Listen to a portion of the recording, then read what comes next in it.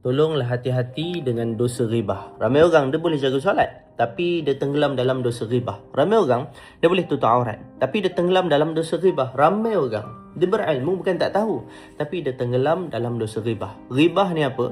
Kita cerita keburukan orang, kita sebarkan aib orang. Walaupun benda tu betul, tapi kita sampaikan lagi. Kita bagi ramai lagi orang tahu. Orang yang tak tahu, okay, dia macam ni, kita sebarkan dengan cara share, repost, bagi tahu mulut ke mulut. Sedangkan Allah Ta'ala sangat benci golongan yang macam ni.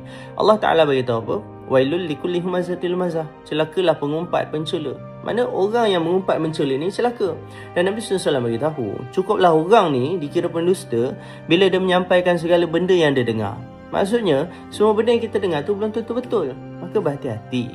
Sebab orang ghibah ni dekat akhirat nanti dia akan muflis, dia akan bankrupt, tak ada apa-apa yang tinggal. Musibah akan menimpa dekat dia nanti dekat akhirat. Sebab apa? Pahala dia akan transfer dekat orang-orang yang dia umpatkan tu. Dan dosa orang tu akan transfer pada dia. Sebab tu kena hati-hati.